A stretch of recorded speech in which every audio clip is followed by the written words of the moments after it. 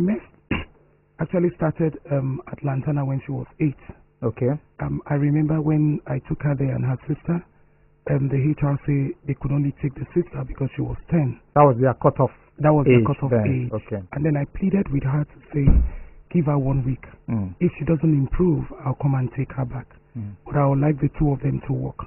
Now, what gave me that confidence was the fact that when she was much earlier, when she was 6, 7, yeah, she had gone to learn hairdressing along with her sister.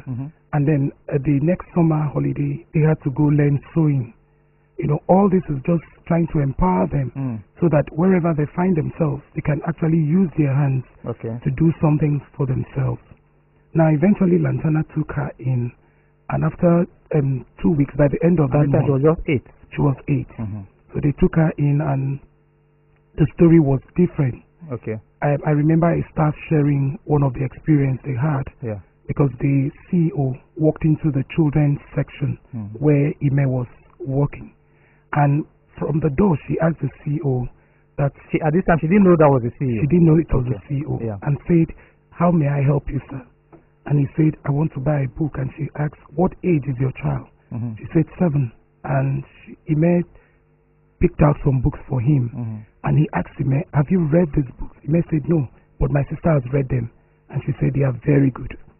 So, and Ime now suggested some other books. Okay. And he was quite impressed. Yeah. The next thing he asked Ime was, what's your name? And she told him.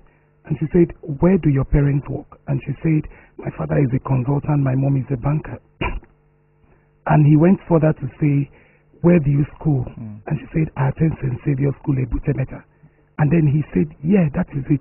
I'm also an old student of that school. And he was quite impressed. Okay. So by the end of that month, I heard she became the star staff for the month. At just 8? At just 8, the star staff for the month. Okay, thank you very much. We'll come back to you. So what do you do? What do you do at Laterna? I attend to customers. I do customer service duty. I arrange the shelf. I scan books and I direct customers to the adult section. Sometimes they get confused and they come to the children's section by mistake. Okay. I also stock books when I come to school when I come to work in the morning. I stock books on the shelf because most of popular books have run out by the end of the day. So I stock books. I do customer service. I attend to customers. I walk behind the counter and I direct customers to the adult section. Okay, so when the customer walks into the children's section, you can and doesn't know what book he or she wants. So what do you do from that point on? First, I greet the person according to time of day. Then I carry a basket and I ask them what age is their child. They give me the age and I take them to the section of the books and I show them if it's girl or boy, because we have sites for girl and boy. And I choose other books. I show them the other books there. When they finally make their choice, I go to the counter, I scan their books and I tell them goodbye. Okay, so after attending to them, you can also do the checkout. You know how to scan the books, tell them how much it is, right? Yes, I do. You do. Collect their money and give them change if they have change? Yes, I do. You can use the POS? Yes. Interesting. Okay, so all right. So okay, now let's look at so when you always, what do you enjoy most about going to work for Laterna? I enjoy my salary most. Oh, your allowance. Why? Because at the end of the year, my dad doubles whatever money I have in my account. He doubles it, and he's trying to teach us that when you spend, you'll never have money. But when you keep your money, when you save it, you can invest, and your money grows. So you're learning, financial literacy. You're learning investment. Okay, Mrs. Udoh, you told me some time ago about the experience with your first salary and what you had to use that experience to teach them. What happened when they came with their first salary, and what's their own attitude to their money now? Yes. Basically, when they earn their first salary, my husband and I sat down to teach them about tithe. Okay. So we ensure that they remove their tithe. And then he also said each of them should give me 1,000 naira from their salary, which they did. So he told me, he said, try and prepare food with the money they've given you. Let them have a sense of sharing their salaries with their families. So while we're all eating, he told them, he said, this is what I need you guys to do. You earn this money, you have to help others. And then eventually they were clamoring, they wanted to use their salary, spend it. Their father told them that, look, if on so and so date in December, I meet any money I meet with you, I'll double it. Okay. So he didn't specify that salary. So what they did was any money they had, they pulled them together. So by December they said, you said you will double that money, so you must double it. Exactly. Now by the time he did that, they said they were going to spend the money. So that was another point for us to teach them about investment. And we told them that, look, this money can actually multiply for you. And they were curious. So that was how we were able to sell stocks to them. We told them about stocks. That is a long-term thing. So they basically know about stocks, and they will be asking you, what stocks do you want me to buy with this money? So since they started earning money, spending has come down, because each time you say, let's buy this, what you hear from us is, let's use your salary, and they are like, no, it will finish. All right. Now I'm also interested in the fact that for them now, I mean, she has a sister, Hosanna, who is schooling somewhere. But there's this idea now that I think Laterna, given their performance, has said that it's not just summer vacation anymore. They can come anytime. Their job is waiting. Tell us about that and how working there has affected them, how it has transformed them. Exposing them early like this has really helped them, because it has also stepped up their confidence level. And then because they interact with adults, so they can actually handle any adult, because the sister became head girl in they can actually engage any adult in a conversation. And then it exposes them to so many things, so they are also able to read about other entrepreneurs that they find on the shelf. So it has really helped them come a long way in terms of exposure and everything. And then for Laterna, I mean, we just say thank you, because it has opened doors for them. So because of their performance, we're told that they don't need to apply any longer. Once they have a vacation, they should just come in. And it's not just during the long vac. So they work Easter holiday, they work on Christmas holiday, and they work during the long vac. Any holiday at all. Any holiday they have. And it seems to me that on any summer vacation now, while other kids are talking about traveling, they at the back of their mind they also have Laterna. They have to plan for Laterna. Plan for it, right? Oh yes, Laterna is we plan for that. If at all they must travel, it's just a week or two, and then they return back to work. Our guest is a family, a 10-year-old Ime-Ruth and her parents, Ime Udoh and Ime Udoh. Ime, you told me this story about you're traveling, your daughter had just arrived from the airport, and you needed to pick up some books at Laterna. And what happened? She was just coming from travel, and then something happened. What happened? I picked up Hosanna at the airport on our way back from school, St. Andrew's Theory. And on our way back home, I needed to pick up some books at Laterna. And we drove in there. I mean, I went to the shelf, picked up the books, and I was trying to check out. And she collected the books from me. And I thought she was going to help me carry to the counter. The next thing I saw, she took the book behind the counter, read the barcode, rang up the books, asked me for my ATM card, and cashed the book out. Somebody was just coming and from the airport. We came to the airport together. We came to the airport together. Yeah, exactly. So I was like, Hosanna, aren't you going to get permission? She said, Daddy, get permission. I'm a staff. I was pleasantly surprised that, and a lot of the staff there saw her walking. They just greeted her, and there was no ceremony around the fact that she's just resumed work. So basically, that company has not only invested in my kids. I think they've provided an opportunity that I think several other companies should take advantage of. Now, for people who are listening to us today, everybody might be focusing on, where am I going to get my kids into? Do I have to apply to Laterna? Do I have to apply to Dangote? Do I have to apply to a bank or whatever?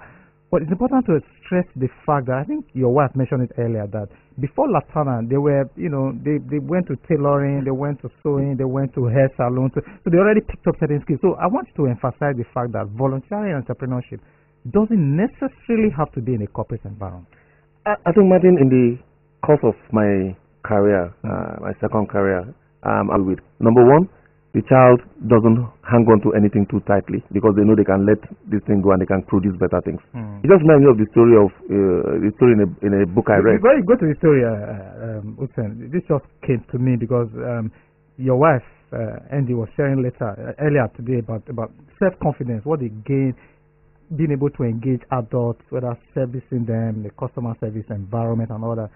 I don't know whether you want to share this story because your daughter, Ime, had a chance meeting with your boss, the chairman.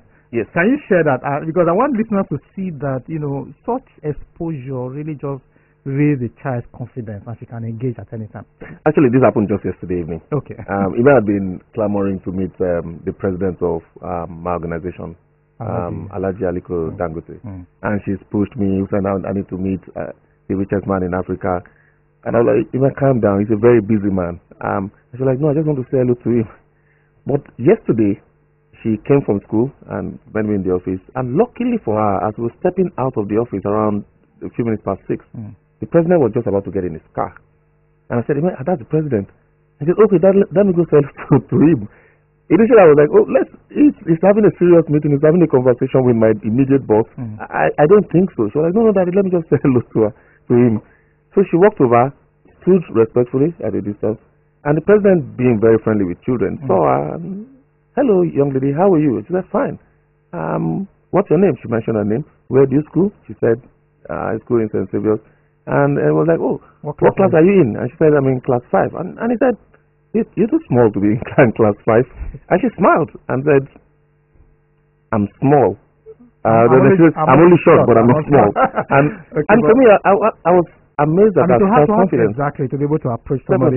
So these exposures would have helped her. But you and I were at Accenture. I know that that's an environment that is obsessed with evaluation and appraisal, which is a good thing. Every 6 months on every engagement and all that. And so you know a bit about people developing soft skills. Such apprenticeship and volunteerism, what kinds of soft skills do they pick up that will be relevant to them, on the job, in their businesses and things like that? That's a very instructive question. First of all, when you have kids at this age, being able to engage adults and pitch, make presentation, make a pitch. This is the kind of book that you should buy. How old are your kids? Have you tried this book? That gives them several. That is presentation skills. That is sales. Absolutely. When you have to go ring up and then clock, read the barcode, and then render a report at the end of the day. These are the amount of books that were on the shelf. I'm taking this. These are the amount of books that have been sold, so I need to replace the book. Inventory management. That's inventory management. When you need to know, okay, fine, I have to go and get a basket and go around with the customer and check out at the end and say goodbye, thank you. That's customer service. Absolutely. These are essentially the skills you need to work in a bank, in Accenture, in life, in Dangote, in life. Okay. So these are skills you pick up. Absolutely. Later, I'm going to come back to you and ask you about people who are listening to us and might thinking, is this child labor? Is this employment contract? I want you to be able to differentiate that for us. But Ime, when you are working, do you sometimes come across customers who are very impressed with what you've done for them and compensate you or reward you in any way? And then do you also have experience about having some bad day in the office, or is every day just very nice for you? No, not every day is nice at work. Okay. For example, there's this customer who walked in, and then the customer was her first time here, so she was just roaming about. She didn't know where anything was, so I tried to approach her and greet her and ask her what she wanted, but she didn't mind me. She just left. She just ignored me. Then I called another customer another worker there, staff, to come and attend to her. An older staff? Yes. Okay. But she didn't mind anyone. Like 5 staffs were attending to her, but she wouldn't mind anyone. And she was completely lost. She didn't know where anything was.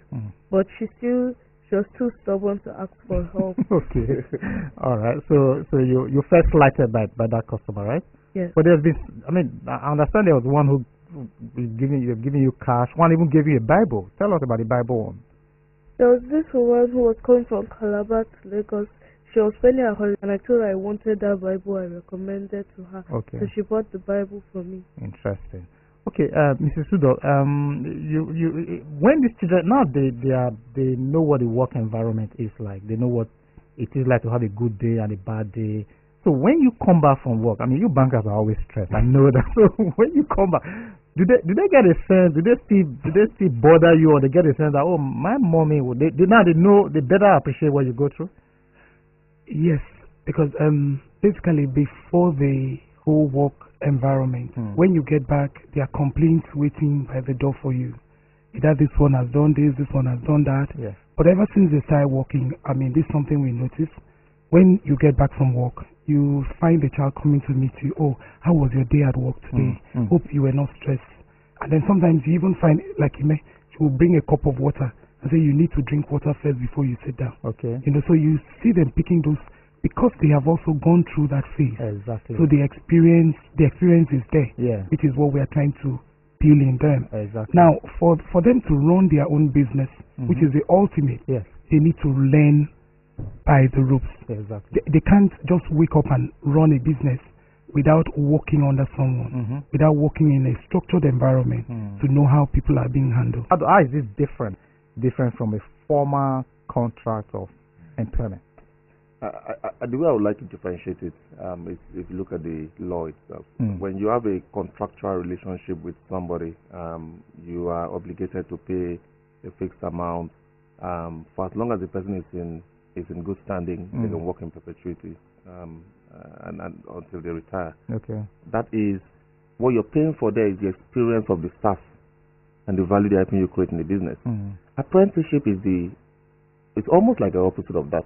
What you're doing is you're providing opportunities for people who seemingly don't have the skills to come pick up the skills in your company. You're actually investing in them. That is why you notice in some of the artisan type jobs, carpentry, you find the apprentice actually has to pay the employer. Exactly. So that's the direct of it. So this is not child labor in the sense that you're putting the child out in a difficult environment to make money off them. That would be child labor. Yeah, exactly. Okay. So the ultimate is not to make money. No, it's to learn. It's to give the child the opportunity to learn. As a matter of fact, ordinarily Laterna should be charging for this. Okay. They actually should be charging, providing this environment. That's why I like to encourage every institution that has any kind of structure. Even when you cannot employ full time, give the opportunity for people to do internship, for people to do apprenticeship, because you are investing in them, and there is a return on that investment. Absolutely. There's an absolute return on that investment. Interesting. Our guest is the family, Ime-Ruth Udoh, who is 10 years old. She's a student or a pupil of St. Sylvia, right? Ebutemeta, and her parents, Andy Udoh and Use Udoh, and we're discussing apprenticeship and volunteering.